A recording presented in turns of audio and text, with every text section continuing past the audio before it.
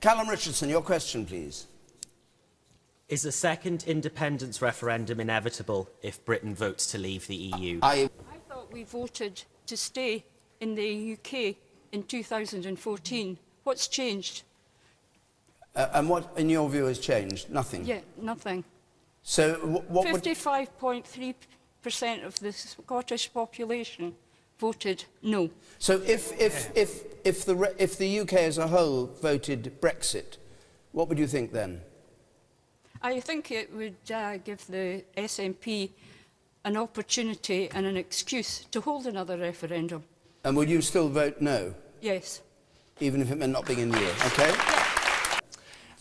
I doubt that in the event of Brexit, that given the scale of the public finances in Scotland, the gaping big hole that we have, that basically prove the white paper, Mo Better and Bogrel, that the actual the Scottish people will vote to leave the United Kingdom. Any other Brexit? Yes, the person in the second row from the back there. I think it's ridiculous to suggest that we should vote to rejoin an organisation if we do stay part of it, which costs us billions of pounds every year, which means that Scottish farms and the Scottish fisheries are run by Brussels, which means that we don't have control over our own borders and we can choose who comes here, and which means that we have austerity forced on us by the European Union, as we've seen with Greece, as we've seen with Ireland. I have no idea why people would campaign to rejoin or stay part of an organisation which forces Scotland into these situations. So do you think Nicola Sturgeon and indeed John Swinney's view that, well, in Nicola Sturgeon's word, almost certainly there'd be a second independence referendum if the vote was Brexit?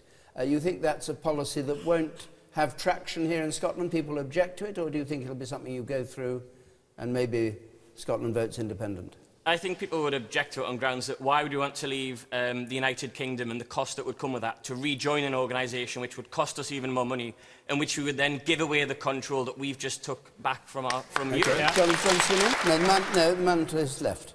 Yeah. First point to Jenny Mara, you said that you're pushing again for the SNP to put in their manifesto that they would have another referendum. No. The clue is in the name, the Scottish National Party. Their aim has never changed. It's like saying the Green Party, wouldn't, if they lost an election, would cease to be a Green Party. Yes. They are always for independence. Get used to it. The second point is Ruth Davidson. David Cameron clearly came up to Scotland and the whole Project Fear team and told the people of Scotland, if you vote no, you will be guaranteed to stay in the EU. If you vote yes, Scotland will be out the EU. That was a definite, repeated threat to the Scottish people.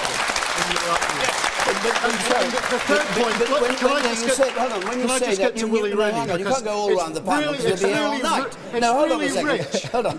Did you or did you not know there was going to be a referendum on whether Britain as a whole should stay in the EU? Promised in 2013. Yes, but the conflict between that was David Cameron and Project Fear coming to Scotland. But these are two different things, aren't they? One is to say you have to vote no to stay in one the is to EU. say if you leave, one is to Ruth Davidson made my point that we knew there would be an out EU referendum if the Tories won the 2015 general election. So we voted no for better or worse. And John Swinney is effectively saying we were too stupid to understand that point, and he holds all the no voters in complete contempt. Incredibly insulting. Yes. Hi. Is the in-out vote on Europe not important enough to listen to what the Queen thinks about it? Should the... yes. Do you think it is? Well, I think she does more for the country than half of the people elected in Westminster.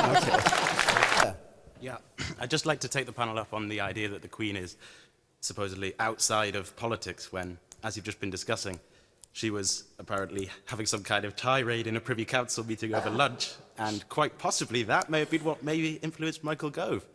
Oh, he was She's a masterful politician, Queen, and with the calibre of some of our actual elected politicians, it's quite possible she's exerting much more of an influence than she should. So she managed to win over Michael Gove. You can picture the scene, can't you? You can imagine it. You can imagine it. All right, Ruth Davidson, can you imagine the scene? Cathy Aliberti, please. A question from Cathy, please. Yes. Yes. Scottish Government figures yesterday revealed a £15 billion deficit. Is the economic case for independence now dead? All right, this goes to the heart. Well, I don't think the employment figures are true of what you're saying, because when you take the people that have been sanctioned, and it's in Britain, but particularly in Scotland, they've just wiped those people off the books. So therefore, there's no more jobs being created. You see the people that's unemployed around Dundee, like the lady's saying, and the people that's on the streets in Dundee, and the homeless and all. They're not employed. So where are you getting these jobs from that your figures are dreaming up? They're not real jobs. Okay. They're off the books. Willie Rennie. I think it's ridiculous to say that, you know, because of this black hole that Scotland can't be independent, because the UK is like, what, £1.3 trillion in debt. I think it's just ridiculous. And, you know, for David Cameron and George Osborne to keep saying, oh, it's the last Labour government's fault. I mean, if I had £1 for every time they'd said that, I could probably pay for this black hole myself. Okay. And the woman there.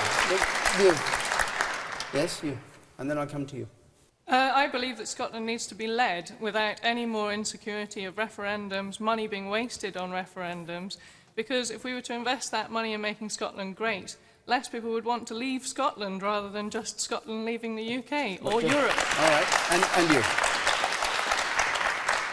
I despair listening to this panel. Every single one of you, what is the vision for the UK in terms of taking forward finances?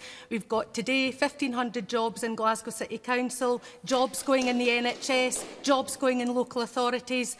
Everybody's sitting arguing amongst themselves. What is your vision for the future to improve things? Don't sit and argue. Okay. Right, I've just relocated from the Lake District. The reason I've done this... To Dundee? To Dundee. Yes. The reason I have done this as an Englishman of some Irish ancestry way back is because I can see things happening in Scotland that thrill me, that excite me, that makes me feel that this is a country going somewhere. And when you talk about, I know you're a member of sort of probably a Tory sympathiser, when you talk about the union helping people, living in the Lake District, I felt like a colony of the southeast of England. It seemed to be run for the city. It was not run for the benefit of England in its regions. It's run for the southeast. Yes, but the southeast of England... No, please, let me finish. The southeast of England feels like a colony of the southeast of England. We hate that as much, but what you're making an argument for is for voting for socialism, not for voting for independence. The point is that Scotland uniquely has the chance to go forward on a smaller, flexible, dynamic basis. And I was delighted to get the chance to move here. And it's becoming a bit like Canada is to the potential of being under Trump in the United States. People who can are moving. Okay, Ruth, you want to answer?